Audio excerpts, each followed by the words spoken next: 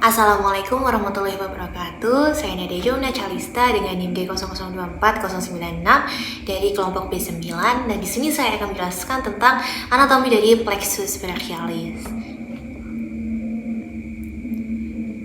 Mari kita lihat contoh kasusnya terlebih dahulu. Seorang pria 30 tahun mengalami kecelakaan motor dan mengeluhkan kelemahan pada lengan kanan serta kesulitan menggerakkan bahu. Pemeriksa menunjukkan penurunan kekuatan otot deltoid dan bicep serta hilangnya sensasi sisi lateral lengan atas.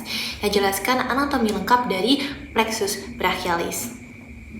Nah, yang pertama perlu kita ketahui dulu apa itu plexus brachialis. Nah, plexus brachialis itu merupakan plexus yang menginervasi ekstremitas superior.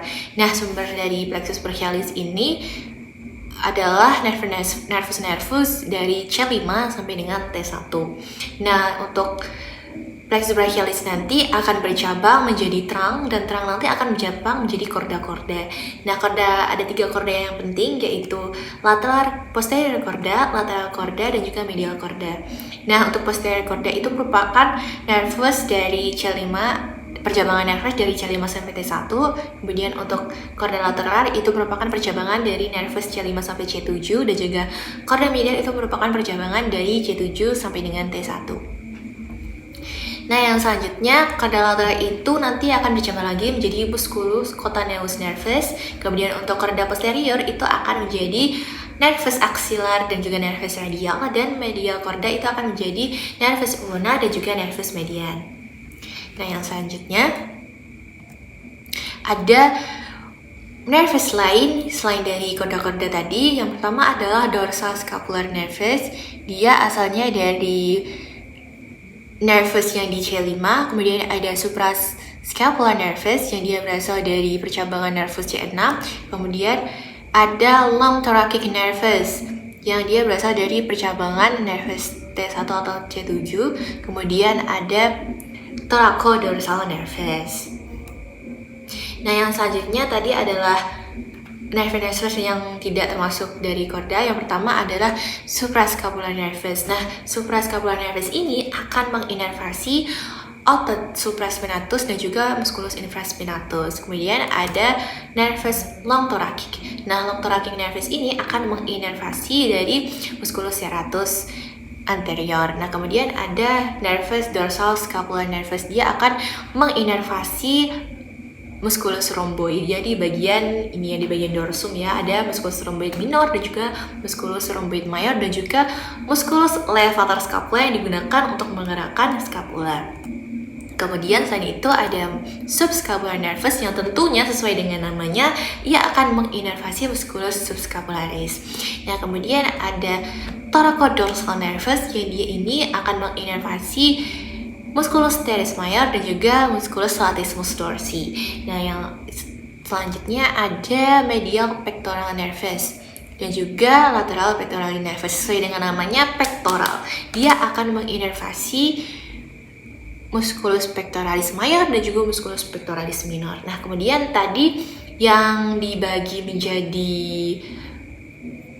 korda-korda tadi, yang pertama ini ada posterior korda tadi, dia akan lanjut menjadi axillary nerve atau nervus axillaris. Nah, nervus axillaris inilah yang dia itu menginervasi musculus deltoid dan juga teres minor. Nah, musculus tadi disebutkan di kasus bahwa dia ini ada masalah di musculus deltoid. Itu artinya jika musculus deltoid bermasalah, itu artinya bisa jadi ada masalah juga di nervus axillary. Nah, kemudian ada musculocutaneus. Nah, musculocutaneus inilah yang akan menginervasi 3 otot, coracobrachialis, bicep brachii dan juga brachialis. Nah, jadi tadi ketika ada masalah di bicep brachii dan juga deltoid, itu artinya ada masalah di nervus musculocutaneus dan juga di nervus musculocutaneus dan juga di nervus axillary. Kemudian di bagian bawah ini ada lanjutan dari musculocutaneus, itu lateral cutaneous nerve of forearm. Nah, musculus cutaneus tadi ada lanjutan dari korda lateral. Nah, yang selanjutnya ini tadi ada nervus radial, nervus ulnar, dan juga nervus median. Nah, nervus radial seperti kita ketahui, nervus radial ini akan menjalar di bagian posterior dari ekstremitas superior. Dia akan menginervasi triceps brachii. Jadi kalau tadi biceps brachii dia diinervasi oleh musculocutaneus, nah kalau triceps brachii dia akan diinervasi oleh nervus radial ini. Nah, kemudian selain triceps brachii ada brachioradialis. Kemudian kalau tadi brachialis oleh musculocutaneus, kalau brachioradialis dia akan diinervasi oleh nervus radial. Kemudian ada extensor atau musculus bagian posterior dari antara brachii, yaitu extensor carpi radialis longus, extensor carpi radialis brevis, abductor pollicis longus, dan juga extensor pollicis brevis. Nah, selain itu ada supinator posterior. Nah, kemudian yang selanjutnya ada nervus ulnar. Nah, nervus ulnar ini dia akan menginervasi flexor carpi ulnaris di bagian antara brachii. Kemudian untuk di bagian manus dia akan menginervasi interosea. Jadi ada interosea palmar dan juga interosea dorsal. Kemudian ada adductor pollicis brevis, dan juga dia akan menginervasi dari adductor digiti minimi, abductor digiti minimi, dan juga oponen dari digiti minimi. Dan juga ulnar nervus ini dia akan menginervasi dari lumbrical 3 dan juga lumbrical 4.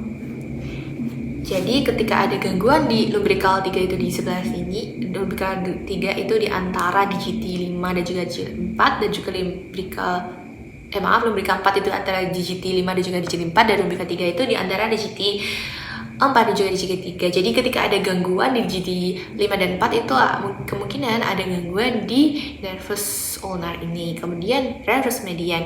Nah, nervus median ini cukup banyak. Kalau tadi di nervus radial dia menginervasi antara brachii bagian posterior. Nah, nervus median ini dia menginervasi antara brachii bagian anterior. Contohnya seperti pronator teres, flexor carpi radialis, palmaris longus, flexor digitorum superficial, anterior interosseous nerve, flexor digitorum profundus, kemudian flexor pollicis longus, pronator quadratus, abductor pollicis brevis, oponen pollicis brevis, flexor pollicis brevis, dan juga yang lainnya.